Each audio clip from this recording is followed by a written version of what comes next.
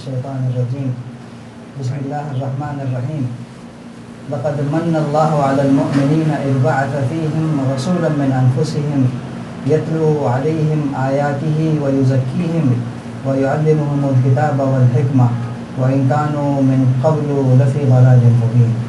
صدق اللہ العظیم۔ حضرات، جیسا کہ آپ سن چکے ہیں، ہمارا جو موضوع ہے وہ ہے رسول اکرم صلی اللہ علیہ وسلم کے ساتھ ہمارے تعلق کی 4 بنیادیں۔ آپ صلی اللہ علیہ وسلم کے ساتھ ہمارے تعلق کی 4 بنیادیں کیا ہیں؟ جو آیت میں نے آپ کے سامنے رکھی ہے وہ سورہ آل عمران کی آیت ہے، اور یہ آیت ہے 164۔ اس کا رواں ترجمہ اس طرح سے ہے: در حقیقت اہل ایمان پر تو اللہ نے بہت بڑا احسان کیا ہے کہ ان کے درمیان خود انہی میں سے ایک ایسا پیغمبر اٹھایا جو اس کی آیات انہیں سناتا ہے، ان کی زندگیوں کو سنوارتا ہے اور ان کو کتاب و دانائی کی تعلیم دیتا ہے، حالانکہ اس سے پہلے یہی لوگ سلیل گمراہیوں میں پڑے ہوئے تھے۔ رب اشرح لی صدری ویسر لی امری واحلل عقدۃ من لسانی یفقہوا قولی، اما بعد۔ ساتھیو، رسول اکرم صلی اللہ علیہ وسلم کے ساتھ ہمارے تعلق کی 4 بنیادیں ہیں۔ ان کو واضح کرنے سے پہلے جو آیت میں نے آپ کے سامنے رکھی ہے، اس حوالے سے کچھ بنیادی باتیں میں آپ کے سامنے رکھنا چاہتا ہوں۔ یہ سورہ آل عمران کی آیت ہے، اور اس میں اللہ تعالیٰ نے ایک بہت بڑے احسان کا ذکر کیا ہے۔ آپ سب کو معلوم ہے کہ اللہ تعالیٰ کے بہت بڑے بڑے احسانات ہیں تمام انسانوں پر۔ یہ جو احسانات ہیں، اگر ہم ان کو گننا شروع کر دیں، ان کو شمار کرنا چاہیں تو ان کو شمار نہیں کر سکتے۔ یہ جتنے بھی احسانات ہیں، اللہ تعالیٰ کی جتنی بھی نعمتیں ہیں ہم پر، ان میں سے بہت ساری نعمتیں ایسی ہیں جو خاص مسلمانوں کو حاصل ہیں، بہت ساری نعمتیں ایسی ہیں جس میں تمام انسان مشترک ہیں، کچھ نعمتیں ایسی ہیں جن میں تمام مخلوقات مشترک ہیں۔ اللہ تعالیٰ نے بے شمار انعامات کیے ہیں ہم پر۔ کچھ انعامات ایسے ہیں جن کے بغیر انسان زندہ نہیں رہ سکتا، اس میں کافر بھی ہیں، مسلمان بھی ہیں، اہل ایمان بھی ہیں، مشرک بھی ہیں، سب شامل ہیں۔ مثال کے طور پر ہوا ہے، روشنی ہے، رزق ہے، پانی ہے، کھانا ہے، یہ ساری چیزیں آپ اس کو شمار کر سکتے ہیں۔ اسی طرح سے اور بہت سارے احسانات ہیں جو اللہ تعالیٰ نے ہم پر کیے ہیں، لیکن ایک احسان ایسا ہے جسے اللہ تعالیٰ نے جتایا ہے۔ کوئی بھی احسان آپ دیکھ لیں، جتنے بھی احسانات اللہ تعالیٰ نے ہم پر کیے ہیں، کسی ایک احسان کو اس نے نہیں جتایا، یہ نہیں کہا کہ میں نے تم پر یہ احسان کیا ہے۔ آپ کو کہیں پر بھی نہیں ملے گا کہ اللہ تعالیٰ نے فرمایا ہو اے انسانوں تم میرا شکر کرو، میں نے تمہیں ہوا دی ہے۔ مثال کے طور پر صرف سمجھانے کے لیے بتا رہا ہوں۔ صرف ایک احسان اللہ تعالیٰ کا ایسا ہے اہل ایمان پر جسے اللہ نے جتایا ہے، اور وہ احسان ہے رسول اکرم صلی اللہ علیہ وسلم کی بعثت۔ اللہ تعالیٰ کا اس آیت میں ارشاد ہے لقد من اللہ علی المؤمنین، اور من کہتے ہیں اس احسان کو جسے جتایا جائے، اس احسان کو جسے جتانا چاہیے، واضح کرنا چاہتا ہے کوئی، تو وہ اسے کہتے ہیں کہ یہ اس کو من کر رہا ہے، اس کو اظہار کر رہا ہے، اسے جتا رہا ہے، یاد دلا رہا ہے، بتا رہا ہے کہ دیکھو میں نے تم پر یہ احسان کیا ہے۔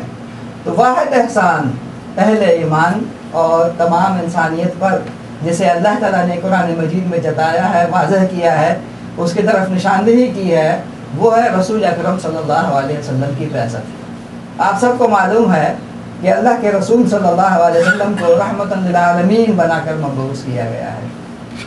ہمارا موضوع جو ہے وہ یہ ہے کہ رسول اکرم صلی اللہ علیہ وسلم کے ساتھ ہمارا تعلق کس بنیاد پر ہونا چاہیے، وہ کون سی چیزیں ہیں جن کی بنیاد پر ہم اپنے رسول صلی اللہ علیہ وسلم کے ساتھ تعلق استوار کر سکتے ہیں۔ اگر ہم پوری انسانیت کا جائزہ لیں، تمام انبیاء کا جائزہ لیں، آپ سب کو معلوم ہے کہ اللہ تعالیٰ نے قرآن مجید میں بعض انبیاء کا ذکر کیا ہے، اور بہت سارے انبیاء ایسے ہیں جن کا ذکر نہیں کیا۔ اور ایک یہ بھی ہمیں حوالہ ملتا ہے کہ اللہ تعالیٰ نے کم و بیش 1,24,000 انبیاء انسانیت کی اصلاح کے لیے بھیجے۔ تو حضرت آدم علیہ السلام سے لے کر حضرت عیسیٰ علیہ السلام تک یہ انبیاء کا سلسلہ چلا ہے. کوئی قوم ایسی نہیں تھی, کوئی تہذیب ایسی نہیں تھی جن کے اصلاح کے لیے, جن کے رہنمائی کے لیے اللہ تعالیٰ نے انبیاء اور رسول کو نہ بھیجا ہو. تو جب جب انسانیت گمراہ ہوئی, جب جب انسانیت اپنے راہ راست سے ہٹ گئی, اللہ تعالیٰ نے کسی نہ کسی نبی کو بھیج کر, کسی نہ کسی رسول کو بھیج کر انسانیت کی اصلاح اور رہنمائی کا کام کیا ہے. تاریخ میں ہمیں ملتا ہے کہ کوئی 400 سالہ گیپ ہمیں نہیں ملتا جس میں کوئی نہ کوئی نبی نہ آیا ہو. بنی اسرائیل کی تاریخ کو اگر ہم دیکھیں تو بنی اسرائیل کی پوری تاریخ میں کوئی دور ایسا نہیں گزرا جس میں کوئی نہ کوئی نبی نہ آیا ہو. ہمیں ایک جگہ پر یہ بھی روایت ملتی ہے کہ بنی اسرائیل کا حال یہ تھا کہ کلما مات نبی قام نبی, ایک نبی کے وفات پر دوسرا نبی, ایک نبی وفات ہو جاتا دوسرا نبی کھڑا کر دیا جاتا. بلکہ ہمیں قرآن مجید میں بھی ملتا ہے کہ بعض اوقات ایسا بھی ہوا کہ ایک قوم پر بیک وقت 2 نبی بھیجے گئے, بیک وقت 3 نبی بھیجے گئے, جیسا کہ سورہ یاسین میں ہمیں ملتا ہے کہ 3 نبی بیک وقت ایک قوم پر ایک ہی وقت میں جو ہے نا بھیجے گئے تھے. یہ انبیاء کا سلسلہ, طویل سلسلہ ہمیں ملتا ہے. لیکن ہم دیکھتے ہیں کہ تمام انبیاء, جتنے بھی انبیاء بھیجے گئے تھے, وہ کسی نہ کسی قوم کے لیے, کسی نہ کسی خاص زمانے کے لیے, کسی نہ کسی خاص چیز کی اصلاح کے لیے بھیجے گئے. انسانیت ہمیشہ اپنی تکمیل کے لیے منتظر تھی, اپنی تکمیل کے لیے منتظر تھی. اور یہ جو تکمیل تھی وہ رسول اکرم صلی اللہ علیہ وسلم کی بعثت کے ساتھ مکمل ہو گئی. اللہ تعالیٰ نے رسول اکرم صلی اللہ علیہ وسلم کو مبعوث کر کے سارے جہان کے لیے, وما ارسلناک الا رحمۃ للعالمین, اے محمد صلی اللہ علیہ وسلم ہم نے آپ کو سارے جہان کے لیے, للعالمین, سارے جہان کے لیے رحمت بنا کر بھیجا ہے. تو آپ صلی اللہ علیہ وسلم کی منتظر انسانیت, ہم سب کو یہ بھی معلوم ہے کہ کوئی بھی نبی آتا تو وہ رسول اکرم صلی اللہ علیہ وسلم کی بعثت کی خوشخبری دیتا تھا, پیش گوئی کرتا تھا کہ ایک نبی آنے والا ہے. اور رسول اکرم صلی اللہ علیہ وسلم کی بعثت سے یہ انسانیت جو اپنی تکمیل کے منتظر تھی اسے ایک اپنا عروج ملا اور وہ انسانیت تکمیل ہو گئی. اللہ کے رسول صلی اللہ علیہ وسلم 23 سالہ زندگی ہمارے درمیان گزارتے ہیں. آپ صلی اللہ علیہ وسلم کی اس 23 سالہ زندگی کو اللہ تعالیٰ نے ہمارے لیے اسوہ حسنہ یعنی قابل تقلید نمونہ بنا کر بھیجا ہے. اور یہ جو آیت ہے لقد کان لکم فی رسول اللہ صلی اللہ علیہ وسلم اسوۃ حسنہ, تمہارے لیے رسول اکرم صلی اللہ علیہ وسلم میں اسوہ حسنہ ہے. یہ جو آیت ہے خاص طور پر جس میں ہمیں کہا گیا ہے کہ تمہارے لیے رسول اکرم صلی اللہ علیہ وسلم کی زندگی میں اسوہ حسنہ ہے, تو افسوس کہ ہم اللہ کے رسول صلی اللہ علیہ وسلم کی زندگی کا ایک حصہ لے کر اسے اپنا اسوہ بناتے ہیں, حالانکہ پوری زندگی آپ صلی اللہ علیہ وسلم کی ہمارے لیے اسوہ حسنہ ہے. تو یہ جو آیت ہے لقد کان لکم فی رسول اللہ اسوۃ حسنہ, یہ اس وقت نازل ہوئی تھی جب آپ صلی اللہ علیہ وسلم خندق کھود رہے تھے, جب آپ صلی اللہ علیہ وسلم کے پیٹ پر 2 پتھر بندھے ہوئے تھے, جب بھوکا یہ عالم تھا. اس وقت اللہ تعالیٰ نے یہ آیت نازل کی کہ تمہارے لیے رسول اکرم صلی اللہ علیہ وسلم کی زندگی میں اسوہ حسنہ ہے, یعنی بہترین نمونہ ہے, قابل تقلید نمونہ. تو یہ جو آپ صلی اللہ علیہ وسلم نے بھرپور زندگی گزاری, اگر ہم آپ صلی اللہ علیہ وسلم کی زندگی کے کسی ایک گوشے کو دیکھ لیں تو ہمیں نظر آتا ہے کہ اگر آپ صلی اللہ علیہ وسلم بحیثیت شوہر ہیں تو بحیثیت شوہر بھرپور زندگی گزاری. اگر آپ صلی اللہ علیہ وسلم بحیثیت باپ ہیں تو بحیثیت باپ کے ایک بھرپور زندگی اور ہر پہلو میں ہمارے لیے نمونہ ملتا ہے. اگر آپ صلی اللہ علیہ وسلم دوست کی حیثیت سے اگر آپ صلی اللہ علیہ وسلم کی زندگی کو دیکھا جائے تو ہمیں نظر آتا ہے کہ بحیثیت دوست کس طرح سے آپ صلی اللہ علیہ وسلم نے زندگی گزاری, بحیثیت کمانڈر, بحیثیت نبی, بحیثیت رسول, ہر طرح سے ہر پہلو سے آپ صلی اللہ علیہ وسلم نے ہمارے لیے ایک اسوہ چھوڑا ہے اور ایک قابل تقلید نمونہ ہمارے لیے چھوڑا ہے. رسول اکرم صلی اللہ علیہ وسلم کی بعثت کو 1400 سال ہو گئے ہیں. اب مسئلہ یہ ہے کہ انبیاء کی جو بعثت کا سلسلہ رہا ہے, اگر ہم انسانی تاریخ کو دیکھیں تو انبیاء کی بعثت کا سلسلہ ایسا رہا ہے کہ کبھی بھی 400-500 سال کا گیپ نہیں آیا بغیر نبی کے, بغیر رسول کے. لیکن رسول اکرم صلی اللہ علیہ وسلم کی وفات کو 1400 سال ہو گئے ہیں. یہ جو 1400 سال کا گیپ ہے, ظاہر ہے کہ اس میں رسول اکرم صلی اللہ علیہ وسلم کی پیش گوئی کے مطابق ہر صدی کے سرے پر ایک نہ کوئی نہ کوئی مصلح, کوئی نہ کوئی مجدد اٹھتا اور امت کو پھر رہنمائی کرتا. آپ صلی اللہ علیہ وسلم نے اس دین پر عمل کرنے کے لیے ہمارے لیے دو بنیادیں چھوڑی ہیں، دو چیزیں، دو منبع ایسے ہیں ہدایت کے جن کو پکڑ کر ہم صحیح راستے پر چل سکتے ہیں۔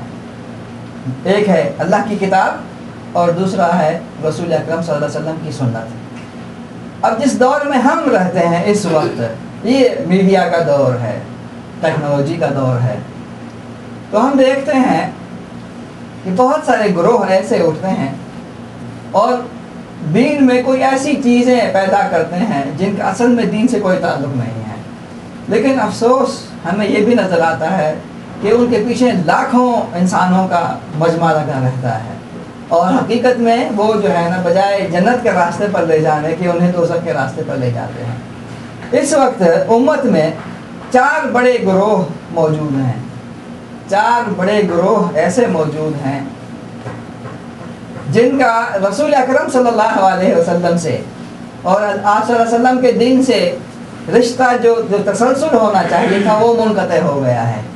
ہم نے کہا کہ ہدایت کے 2 سرچشمے ہیں۔ آپ صلی اللہ علیہ وسلم نے فرمایا میں تمہارے درمیان 2 چیزیں چھوڑ کے جا رہا ہوں، ان دونوں کو پکڑ کے رکھیں گے تو ہم ہدایت پر رہیں گے، اور ان دونوں میں سے کسی ایک کو پکڑیں گے اور کسی ایک کو چھوڑیں گے تو یہ جو تسلسل ہے ہمارا صراط مستقیم پر چلنے کے لیے وہ ٹوٹ جائے گا۔ میں نے عرض کیا کہ 4 گروہ ایسے ہیں جو آج دنیا میں موجود ہیں، اور یہ چاروں گروہ علماء امت کے اتفاق کے مطابق، علماء امت کے رائے کے مطابق یہ چاروں گروہ گمراہ ہیں۔ ہمیں ان سے بچنا چاہیے، ہمیں ان گروہوں سے بچنا چاہیے، اور رسول اکرم صلی اللہ علیہ وسلم نے جو دین خالص کر کے ہمارے لیے پیش کیا تھا، اور جس پر چلنے کے لیے ہمارے پاس 2 ذریعے چھوڑے تھے، قرآن اور سنت، ان کی رہنمائی میں ہم آپ صلی اللہ علیہ وسلم کے راستے پر چل سکتے ہیں۔ پہلا جو گروہ ہے، میں کسی گروہ کا نام نہیں لوں گا، میں صرف اس کے صفات بتاؤں گا، آپ خود بخود پہنچ جائیں گے کہ میں کس گروہ کی بات کر رہا ہوں۔ اچھا، یہ جو 4 گروہ ہیں ان کا ذکر اس لیے یہاں پر ضروری ہے کیونکہ ہم رسول اکرم صلی اللہ علیہ وسلم کے ساتھ اپنے تعلق کی صحیح بنیادیں قائم کرنا چاہتے ہیں۔ آپ صلی اللہ علیہ وسلم کے ساتھ تعلق کی صحیح بنیاد کیا ہے ہمیں اس وقت معلوم ہوگا جب ہمیں معلوم ہوگا کہ غلط کیا ہے۔ جب تک غلط معلوم نہیں ہوگا آپ کو صحیح کا معلوم نہیں ہو سکتا۔ تو جو پہلا گروہ ہے اس امت میں پیدا ہو گیا اور جو راہ راست سے ہٹ گیا اور جو کسی طور پر صراط مستقیم پر نہیں چل سکتا، ان میں سے پہلا گروہ وہ ہے جو رسول اکرم صلی اللہ علیہ وسلم کو اللہ کا رسول مانتا ہے۔ یہ جو گروہ ہے یہ رسول اکرم صلی اللہ علیہ وسلم کو اللہ کا رسول مانتا ہے، لیکن اس گروہ کا خیال ہے کہ اللہ کے رسول صلی اللہ علیہ وسلم کی بعثت کا مقصد جو تھا وہ صرف یہ تھا کہ آپ ایک قاصد تھے۔ اس گروہ کا خیال ہے، یہ گمراہ گروہ ہے، اس گروہ کا خیال ہے کہ اللہ کے رسول صلی اللہ علیہ وسلم اللہ کے آخری نبی ہیں، اس میں کوئی شک نہیں ہے، لیکن اللہ کے رسول صلی اللہ علیہ وسلم صرف قاصد تھے۔ صرف قاصد کا مطلب یہ ہے کہ وہ آدمی جو آپ کو پیغام پہنچاتا ہے، آپ کو خط پہنچاتا ہے، آپ کو ایک چیز امانت پہنچاتا ہے، امانت پہنچانے کے بعد اس کی ساری ذمہ داریاں ختم ہو جاتی ہیں، اس کی ساری حیثیت ختم ہو جاتی ہے۔ اب اگر کوئی حیثیت ہے، اگر کسی کی اہمیت ہے تو اس پیغام کی ہے۔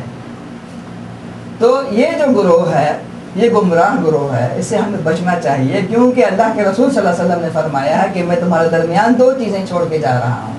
تو اگر دونوں میں سے کسی ایک چیز کو پکڑیں اور کہیں کہ ہمارے لیے اللہ کا کلام کافی ہے اور اللہ کے رسول صلی اللہ علیہ وسلم کی سنت، آپ صلی اللہ علیہ وسلم کی احادیث کو، آپ صلی اللہ علیہ وسلم کے فرامین کی کوئی اہمیت نہیں ہے، تو ظاہر ہے کہ ہم ہدایت سے بہت دور جا سکتے ہیں۔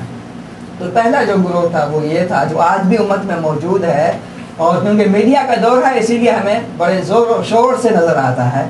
وہ کہتا ہے کہ رسول اکرم صلی اللہ علیہ وسلم اللہ کے رسول ہیں، ہم مانتے ہیں، لیکن آپ صلی اللہ علیہ وسلم صرف قاصد تھے، پیغام پہنچانے آئے تھے، پیغام پہنچا دیا، ختم ہو گئی کہانی۔ اب اس کے بعد جو اہمیت ہے تو وہ پیغام کی ہے۔ دوسرا جو گروہ ہے وہ گروہ ہے جو اللہ کے رسول صلی اللہ علیہ وسلم کو اللہ کا رسول مانتا ہے،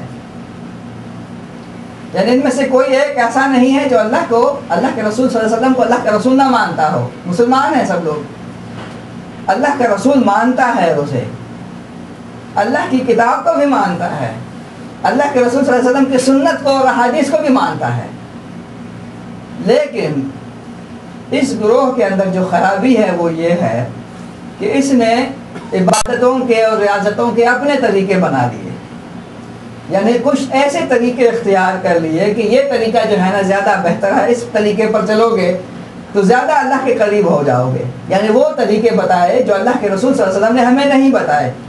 تو اس گروہ نے ایک طرف شریعت اور ایک طرف طریقت اور ایک طرف مختلف طریقے جو ہے نا بنا کے اللہ تک رسائی اور رسول اکرم صلی اللہ علیہ وسلم کا قرب حاصل کرنے کے مختلف عبادات ایجاد کر لی جن کا دین سے کوئی تعلق ہے اور نہ ہی رسول اکرم صلی اللہ علیہ وسلم نے ہمیں وہ طریقے بتائے ہیں۔ مثال صرف بتا رہا ہوں آپ کو کہ اگر ہم ٹی وی کھولیں، کوئی بھی دینی پروگرام دیکھ لیں، تو آپ کو وہاں پر نظر آئے گا کہ ایک بہت بزرگ آدمی بیٹھا ہوا ہوگا، بظاہر دیندار اور عالم نظر آ رہا ہوگا، قرآن کی آیتیں پڑھ کے سنا رہا ہوگا، لیکن مثال کے طور پر وہ ایسے نسخے بتاتا ہے کہ کسی کو جو ہے نا اولاد نہیں ہوتی، مثال کے طور پر صرف سمجھانے کے لیے بتا رہا ہوں، اولاد نہیں ہوتی تو وہ کہتا ہے کہ یوں کرو یا وکیل 1000 مرتبہ کہو، صرف اشارہ کر رہا ہوں تاکہ آپ سمجھ جائیں کہ اس کا دین سے کوئی تعلق نہیں ہے۔ اللہ کے رسول صلی اللہ علیہ وسلم نے کبھی بھی کسی بھی ذکر کو 1000 مرتبہ نہیں کیا، زیادہ سے زیادہ جو ذکر ہمیں ملتا ہے وہ 100 مرتبہ ملتا ہے، اس سے زیادہ کوئی ذکر نہیں ملتا۔ اگر رزق نہیں ہے تو یہ جو ہے نا یہ آیت پڑھ دو، اگر آپ کو کوئی پریشانی ہے تو یہ ذکر کر لو۔ تو ہم نے قرآن مجید کو میڈیکل اسٹور بنا دیا ہے کہ یہ بیماری ہے تو یہ پڑھ لو، یہ بیماری ہے تو یہ کر لو، یہ مسئلہ ہے تو یہ پڑھ لو، یہ ذکر کرنا ہے تو اس طرح سے 1000 مرتبہ کرو، 5000 مرتبہ پڑھو۔ تو اس نے جو ہے نا وہ طریقے ایجاد کر لیے جو رسول اکرم صلی اللہ علیہ وسلم نے ہمیں نہیں بتائے۔ اگر ان طریقوں میں کوئی بہتر ہوتا، کوئی اچھی چیز ہوتی تو آپ صلی اللہ علیہ وسلم یقیناً اپنی امت کو بتاتے۔ ہمیں رسول اکرم صلی اللہ علیہ وسلم کی امانت میں کوئی شک ہو سکتا ہے کیا؟ اللہ کے رسول صلی اللہ علیہ وسلم نے جو طریقہ ہمیں نہیں بتایا، اس کا مطلب ہے اس طریقے میں کوئی خیر نہیں ہے۔ اگر اس میں ذرہ برابر بھی خیر ہوتا کسی بھی طریقے میں، کسی بھی عبادت میں، تو اللہ کے رسول صلی اللہ علیہ وسلم سب سے پہلے ہمیں بتا دے۔ کیوں؟ کیونکہ وہ ہمارے اچھائی کے لیے سب سے زیادہ حریص تھے۔ حریص علیکم، تم پر حریص ہیں بہت زیادہ، تمہارا فائدہ جو ہے نا اس کو بڑا عزیز ہے، یہ آیت ہے نا۔ تو یہ دوسرا گروہ تھا۔ پہلا گروہ کہتا ہے صرف پیغام پکڑو، قرآن کو پکڑو، سب کچھ چھوڑ دو۔ دوسرا گروہ کہتا ہے نہیں، قرآن بھی ہے، سنت بھی ہے، لیکن یہ بھی ہے ہمارا بزرگوں کا طریقہ ہے، یہ ہمارا جو ہے نا اپنا تجربہ بتاتا ہے۔ تیسرا گروہ میں آپ کے سامنے رکھنا چاہتا ہوں، وہ یہ ہے، اس وقت بڑے زور و شور سے آج کل موجود ہے۔ تیسرا گروہ اللہ کے رسول صلی اللہ علیہ وسلم کو اللہ کا رسول مانتا ہے، اللہ کی کتاب کو اللہ کی کتاب مانتا ہے، لیکن اس گروہ کا کہنا ہے کہ یہ جو کلام ہے اللہ تعالیٰ کا، یہ جو اللہ کے رسول صلی اللہ علیہ وسلم کی سنت ہے، یہ 1400 سال پہلے کے زمانے کے لیے تو ٹھیک تھی، لیکن آج کا ماڈرن دور، آج کا جدید دور، آج کا ٹیکنالوجی والا دور، اس میں یہ کیسے چل سکتی ہیں؟ یہ چیزیں وہ عربوں کے بدوؤں کے لیے تو ٹھیک تھیں، 1400 سال پہلے کے لیے یہ ساری چیزیں مناسب تھیں، اس زمانے کے لیے ٹھیک تھیں، لیکن آج کے دور کے لیے یہ مناسب نہیں ہے۔ آج کے دور میں جو ہے نا یہ نئی چیزیں آنی چاہیے، کیونکہ یہ ضرورت ہے، یہ وقت کی ضرورت ہے، یہ جو ہے نا ہماری ضرورت ہے، یہ انسانوں نے تبدیلی کی ہے۔ تو اس گروہ نے اللہ کے رسول صلی اللہ علیہ وسلم کو اللہ کا رسول مانا، اللہ کی کتاب کو اللہ کی کتاب بھی مانا ہے، لیکن وہ کہتا ہے کہ ٹھیک ہے یہ برکت کے لیے تو پڑھ لو، لیکن یہ اس دور کے لیے نہیں ہے۔ تو یہ بھی تیسرا گروہ ہے جو گمراہی کے راستے پر ہے۔ اب چوتھا گروہ جو ہے اس کا ہمارے بر صغیر سے بڑا گہرا تعلق ہے، اور یہ بھی آج کل بہت ہی زور و شور کے ساتھ موجود ہے بر صغیر میں، بلکہ ان کی اکثریت ہے بر صغیر میں۔ چوتھا گروہ وہ ہے جو رسول اکرم صلی اللہ علیہ وسلم کو اللہ کا رسول مانتا ہے، اللہ کی کتاب کو بھی اللہ کی کتاب مانتا ہے، لیکن اس گروہ نے رسول اکرم صلی اللہ علیہ وسلم سے محبت کا جو دعویٰ ہے، ان کا عشق رسول کا جو دعویٰ ہے، وہ اس حد تک بڑھا ہوا ہے کہ عشق رسول کا تو دم بھرتے ہیں، لیکن رسول اکرم صلی اللہ علیہ وسلم نے جس چیز کا حکم دیا ہے اس کو نہیں کرتے۔ یہ گروہ ہمارے بر صغیر میں بڑے زور و شور سے موجود ہے، اور اس کی بہت بڑی کثرت ہے۔ اللہ کے رسول صلی اللہ علیہ وسلم کو اللہ کا رسول مانتا ہے، اس سے محبت کے دعوے کرتا ہے، عشق رسول کے دعوے کیے جاتے ہیں، لیکن اللہ کے رسول صلی اللہ علیہ وسلم نے کوئی حکم دیا ہے، اس کی خلاف ورزی میں ان کو کوئی مسئلہ نہیں ہوتا، اس کی کھلے عام خلاف ورزی کی جاتی ہے۔ مثال کے طور پر اگر میں صرف اشارہ کرنا چاہوں، سمجھانا چاہوں، تو وہ مثال کے طور پر 12 ربیع الاول بڑے زور و شور سے منائے گا. لیکن اللہ کے رسول صلی اللہ علیہ وسلم نے حکم دیا ہے، اللہ تعالیٰ نے حکم دیا ہے کہ مثال کے طور پر سود نہ کھاؤ، لیکن وہ سود کھائے گا. اللہ کے رسول صلی اللہ علیہ وسلم نے حکم دیا ہے کہ یہ کام کرو، وہ کام نہیں کرے گا، لیکن 12 ربیع الاول ضرور منائے گا. میں 12 ربیع الاول منانے نہ منانے یہ الگ بحث ہے کہ وہ منانا چاہیے یا نہیں منانا چاہیے، یا اس کی کیا شرعی حیثیت ہے، ہم اس کی بات نہیں کر رہے. میں صرف سمجھانا چاہتا ہوں آپ کو کہ ہم 12 ربیع الاول بڑے زور و شور سے منائیں گے، لیکن اللہ کے رسول صلی اللہ علیہ وسلم نے جو حکم دیا تھا، جو مشن دیا تھا، جس چیز کے کرنے کا حکم دیا تھا، جس چیز سے روکا تھا، جس چیز کے لیے آپ صلی اللہ علیہ وسلم نے 23 سالہ جدوجہد کی تھی، اس کے ہمیں کیا اخذ کیا، اس سے ہمارا کوئی تعلق نہیں ہے. تو یہ 4 گمراہ گروہ ہیں جو دنیا میں پائے جاتے ہیں، بر صغیر میں میڈیا کے دور میں بڑے زور و شور سے جو ہے نا آج کل موجود ہیں. تو ان 4 گروہوں سے ہمیں بچنا چاہیے، کیونکہ یہ اللہ اور اس کے رسول صلی اللہ علیہ وسلم کے احکام کی صریح خلاف ورزی کرتے ہیں. اب ہمیں یہ معلوم کرنا ہے کہ اللہ کے رسول صلی اللہ علیہ وسلم کے ساتھ ہمارا تعلق کس بنیاد پر قائم ہونا چاہیے. ہمیں معلوم ہوا کہ 4 گمراہ گروہ ہیں، ان سے ہمیں بچنا چاہیے. اب اگر ہم ان سے بچتے ہیں تو پھر ہم اپنے رسول اکرم صلی اللہ علیہ وسلم کے ساتھ اپنے تعلق کی عمارت کو کس بنیاد پر کھڑی کریں، کس بنیاد پر یہ عمارت قائم ہونی چاہیے. تو رسول اکرم صلی اللہ علیہ وسلم جو ہمیں احکامات اور تعلیمات دے کر گئے ہیں، آپ صلی اللہ علیہ وسلم کی جو سنت ہے، جو علماء امت کا اس میں اجماع ہے، وہ یہ ہے کہ آپ صلی اللہ علیہ وسلم کے ساتھ ہمارے تعلق کی 4 بنیادیں ہیں. ان 4 بنیادوں پر رسول اکرم صلی اللہ علیہ وسلم کے ساتھ ہمارے تعلق کی عمارت قائم ہو سکتی ہے. ان 4 ستونوں کے علاوہ کوئی اور طریقہ نہیں ہے جس میں ہم رسول اکرم صلی اللہ علیہ وسلم کی امتی کہلائیں. آپ کو معلوم ہونا چاہیے کہ ہم رسول اکرم صلی اللہ علیہ وسلم کے امتی ہیں یا نہیں ہیں؟ ہم رسول اکرم صلی اللہ علیہ وسلم کے امتی ہیں یا نہیں ہیں؟ ہمیں معلوم ہونا چاہیے کہ امت کا مطلب کیا ہے. اگر ہم اپنے آپ کو رسول اکرم صلی اللہ علیہ وسلم کا امتی کہلاتے ہیں اور ہمیں اس پہ فخر ہے کہ ہم رسول اکرم صلی اللہ علیہ وسلم کے امتی ہیں، اور یہ چیز اللہ تعالیٰ نے ہم سے پوچھے بغیر ہمیں دی ہے. ہمیں سے کسی نے پوچھا گیا تھا کون سی امت میں جانا چاہتے ہو؟ اللہ نے ہمیں ایک انعام دیا ہے، ایک احسان کیا ہے ہم سے پوچھے بغیر. تو ہمیں معلوم یہ ہونا چاہیے کہ امت کا مطلب کیا ہے. آخر امت کا سیدھا مطلب یہ ہے کہ انسانوں کا وہ گروہ جو ایک مشن کو لے کر چلے، انسانوں کا ایک گروہ جو ایک مشن، ایک ویژن، ایک مقصد کو لے کر چلے، وہ امت کہلاتا ہے. تو رسول اکرم صلی اللہ علیہ وسلم کی امت کا مطلب کیا ہوا؟ رسول اکرم صلی اللہ علیہ وسلم کے مشن کو جو لے کر چلے وہ رسول اکرم صلی اللہ علیہ وسلم کی امت ہے. رسول اکرم صلی اللہ علیہ وسلم کے ساتھ ہمارے تعلق کی 4 بنیادیں ہیں. 4 بنیادوں پر تعلق کی یہ عمارت کھڑی ہے. سب سے پہلی جو بنیاد ہے رسول اکرم صلی اللہ علیہ وسلم کے ساتھ، وہ ہے رسول اکرم صلی اللہ علیہ وسلم پر مکمل ایمان. اللہ کے رسول صلی اللہ علیہ وسلم پر مکمل ایمان. اور جب ہم رسول اکرم صلی اللہ علیہ وسلم پر ایمان کی بات کرتے ہیں تو پھر اس ایمان میں اور ان 4 گروہوں کے ایمان میں کیا فرق ہے؟ وہ 4 گروہ بھی تو اللہ کے رسول صلی اللہ علیہ وسلم پر ایمان لاتے ہیں یا نہیں لاتے ہیں. تو پھر ہم کون سے ایمان کی بات کر رہے ہیں؟ ہم کون سے ایمان کی بات کر رہے ہیں؟ اللہ کے رسول صلی اللہ علیہ وسلم پر مکمل ایمان. ایمان کا مطلب صرف یہ نہیں ہے کہ ہم مانیں کہ اللہ کے رسول صلی اللہ علیہ وسلم اللہ کے رسول ہیں، اور اس بات کو تسلیم کریں کہ اللہ کے رسول صلی اللہ علیہ وسلم اللہ کے آخری نبی ہیں. صرف یہ کافی نہیں ہے، بلکہ ایمان جو ہے نا، جو روح اور صدق کے دل سے جو چیز نکلتی ہے اس کو ایمان کہا جاتا ہے. میں آپ کے سامنے ایک بہت ہی اہم آیت رکھنا چاہتا ہوں. اللہ کے رسول صلی اللہ علیہ وسلم پر ایمان کے حوالے سے ایک انتہائی اہم آیت میں رکھنا چاہتا ہوں. ہم نے کہا کہ وہ 4 گروہ ہیں جو گمراہ گروہ ہیں، وہ بھی اللہ کے رسول صلی اللہ علیہ وسلم پر ایمان لاتے ہیں.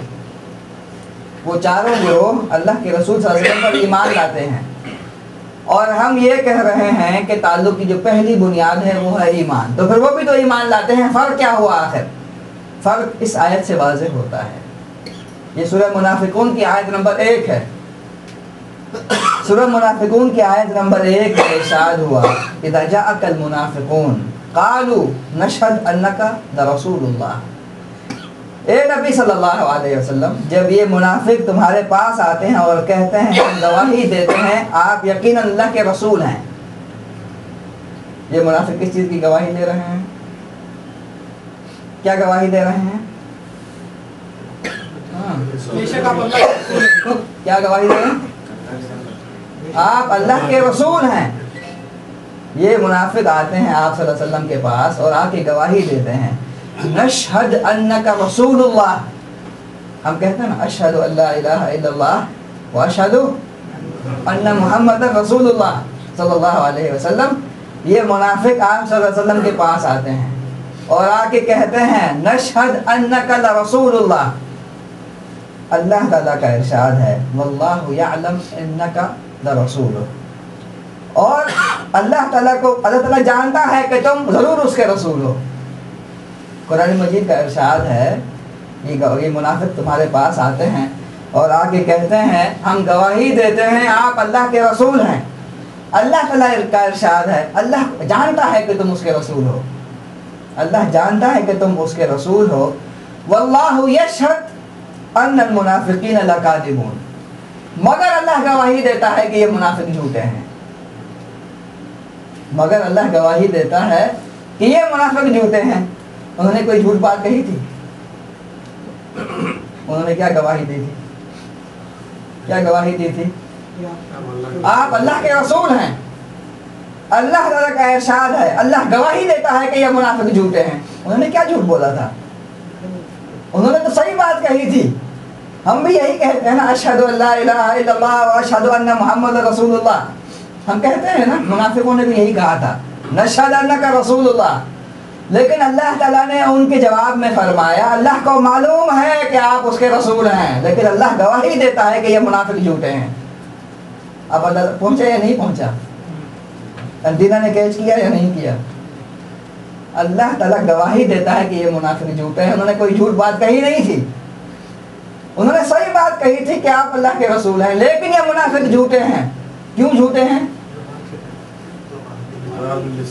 اقرار زبان سے ہے آپ اللہ کے رسول ہیں. ہم بھی گواہی دے رہے ہیں نا اشہد ان لا الہ الا اللہ واشہد ان محمد رسول اللہ. ہم بھی گواہی دیتے ہیں، لیکن اللہ تعالیٰ نے گواہی دی ہے کہ یہ منافق جھوٹے ہیں، کیونکہ یہ زبان سے تو کہتے ہیں کہ آپ اللہ کے رسول ہیں، لیکن دل سے ان کا ایمان نہیں ہے کہ آپ اللہ کے رسول ہیں. آپ اندازہ کر سکتے ہیں. اب افسوس کہ ہمارے بارے میں کوئی پیمانہ نہیں ہے ناپنے کا کہ ہم جو اشہد ان لا الہ الا اللہ کہہ رہے ہیں وہ کس خانے میں آ رہا ہے. افسوس کا اگر کوئی چیز ہوتی نا جس میں ہم جا کے دیکھتے، کوئی پیمانہ ہوتا، کوئی اسکیننگ ہوتی جس میں ہم داخل ہوتے اور کہتے کہ ہماری جو گواہی ہے یہ صحیح ہے یا وہ منافقوں والی گواہی ہے. ہمارے پاس کوئی چیز نہیں ہے. ہمیں اس وقت معلوم ہوگا جب ہم واپسی کا کوئی راستہ نہیں ہوگا ہمارے پاس، وہاں ہمیں معلوم ہوگا کہ یہ جو گواہی ہم نے دی ہے وہ کون سی والی گواہی تھی، یہ کون سی گواہی تھی. آپ اندازہ کر سکتے ہیں؟ میری بات پہنچی یا نہیں پہنچی آپ تک؟